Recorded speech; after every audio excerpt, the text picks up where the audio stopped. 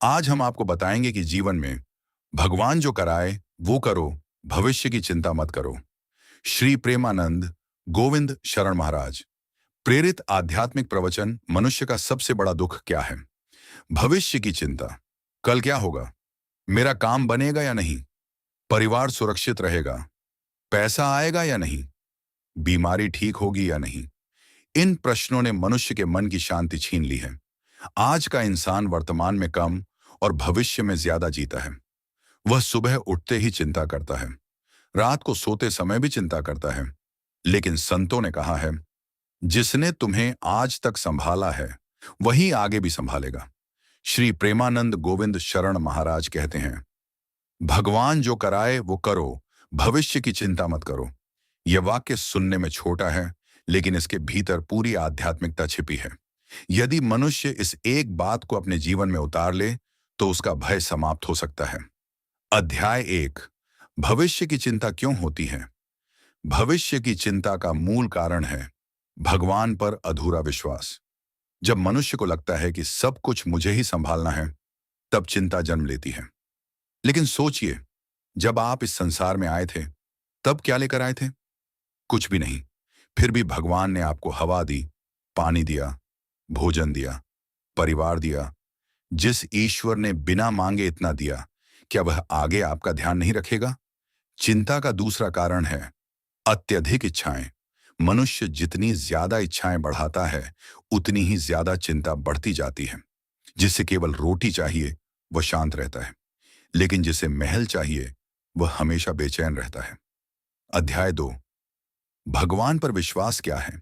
भगवान पर विश्वास का अर्थ केवल मंदिर जाना नहीं है। सच्चा विश्वास यह है कि जो होगा भगवान की इच्छा से होगा, और जो भगवान करेंगे वह मेरे कल्याण के लिए होगा। जब यह भाव मन में आ जाता है, तब व्यक्ति परिस्थितियों से टूटता नहीं। महाभारत में अर्जुन युद्ध के मैदान में घबरा गए थे। उन्होंने कहा, मैं युद्ध नहीं करूंगा। तब श्री कृष्ण ने कहा, तुम केवल कर्म करो, फल की चिंता मत करो। यही गीता का सार है। अध्याय 3। भविष्य की चिंता मनुष्य को कमजोर बनाती है। जो व्यक्ति हर समय भविष्य की चिंता करता है, उसका वर्तमान नष्ट हो जाता है। वह काम करते समय भी डरता है, निर्णय लेते समय भी डरता है, संबंध निभाते समय भी डरता है। धीरे धीरे उसका आत्मविश्वास खत्म होने लगता है। चिंता एक ऐसी आग है जो बाहर से नहीं दिखती, लेकिन भीतर से इंसान को जला देती है। कई लोग चिंता के कारण नींद खो देते हैं, खुशी खो देते हैं, स्वास्थ्य खो देते हैं, और कभी कभी भगवान पर भरोसा भी खो देते हैं। इसलिए संत कहते हैं, चिंता नहीं, चिंतन करो। अध्याय 4। भगवान क्यों परीक्षा लेते हैं? बहुत लोग पूछते हैं, यदि भगवान हमारे साथ हैं तो दुख क्यों देते हैं? संत कहते हैं, सोना जब तक आग में नहीं तपता तब तक चमकता नहीं। इसी प्रकार मनुष्य भी कठिनाइयों से गुजरकर मजबूत बनता है। भगवान जब अपने भक्त को ऊंचा उठाना चाहते हैं, तब पहले उसकी परीक्षा लेते हैं। प्रहलाद पर अत्याचार हुए, मीराबाई को जहर दिया गया, हनुमान को कठिन कार्य मिले, लेकिन उन्होंने भविष्य की चिंता नहीं की। उन्होंने केवल भगवान पर भरोसा रखा। अध्याय 5। समर्पण क्या है? समर्पण का अर्थ हार मानना नहीं है। समर्पण का अर्थ है, हे प्रभु, मैं कर्म करूंगा, लेकिन परिणाम आपको समर्पित करता हूं। जब नाविक नाव चलाता है तब वह पूरी मेहनत करता है, लेकिन तूफान रोकना उसके हाथ में नहीं होता। इसी प्रकार मनुष्य का अधिकार केवल कर्म पर है, फल भगवान के हाथ में है। अध्याय 6। वर्तमान में जीना सीखो। भविष्य की चिंता इसलिए होती है क्योंकि मनुष्य वर्तमान खो देता है। वह आज में नहीं जीता। यदि आप भोजन कर रहे हैं तो मन काम की चिंता में लगा है। यदि पूजा कर रहे हैं तो मन पैसों की चिंता में लगा है। ऐसा जीवन अशांत बना देता है। संत कहते हैं, जो वर्तमान में जीना सीख गया वही जीवन का आनंद ले पाया। भगवान ने हमें आज दिया है, कल अभी आया ही नहीं। अध्याय 7। भगवान का समय सबसे श्रेष्ठ होता है। मनुष्य चाहता है कि सब कुछ तुरंत मिल जाए, लेकिन भगवान सही समय पर देते हैं। बीज बोते ही फल नहीं मिलता। पहले बीज मिट्टी में दबता है, फिर धीरे धीरे अंकुर निकलता है। उसी प्रकार जीवन में भी धैर्य जरूरी है। कई बार भगवान देर करते हैं, लेकिन अंधेर नहीं करते।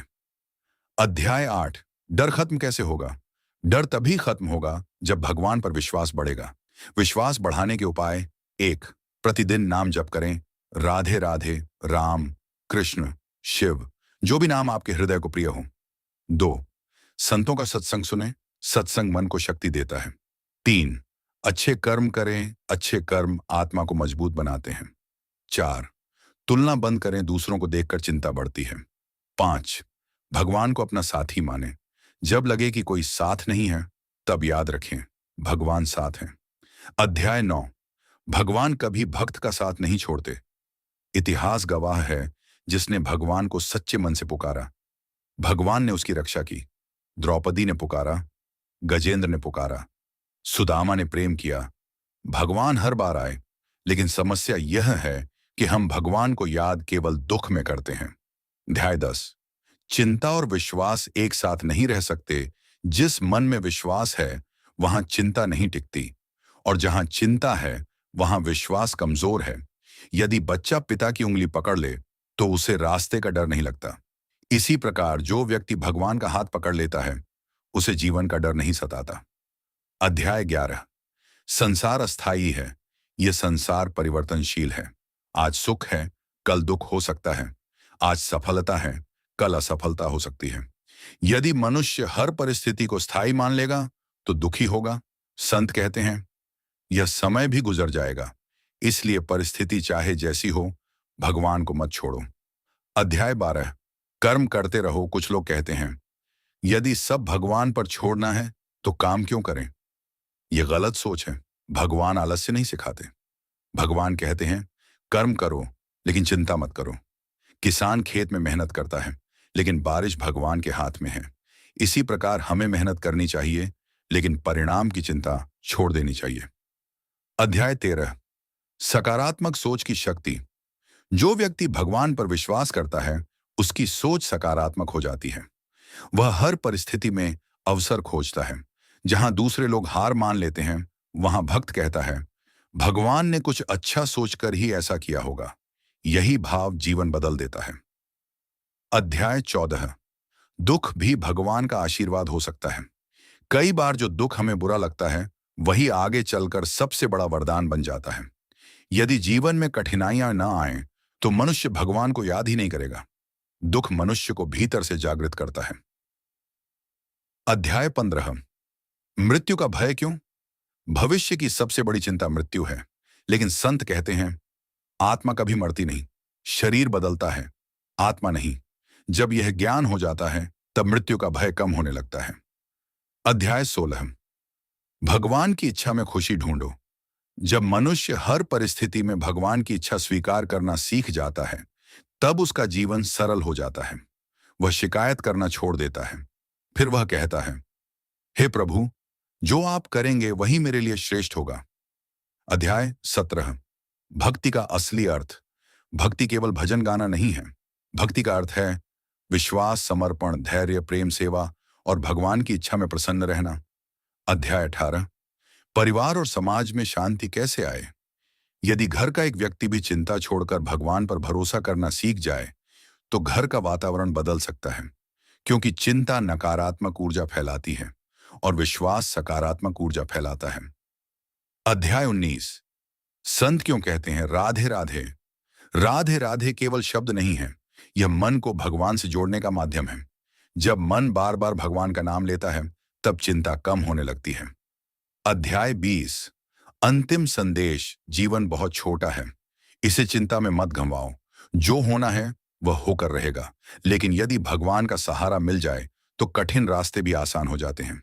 इसीलिए कर्म करो, ईमानदारी से जियो, भगवान का नाम लो, अच्छे कर्म करो और भविष्य भगवान पर छोड़ दो, तब जीवन में शांति आएगी।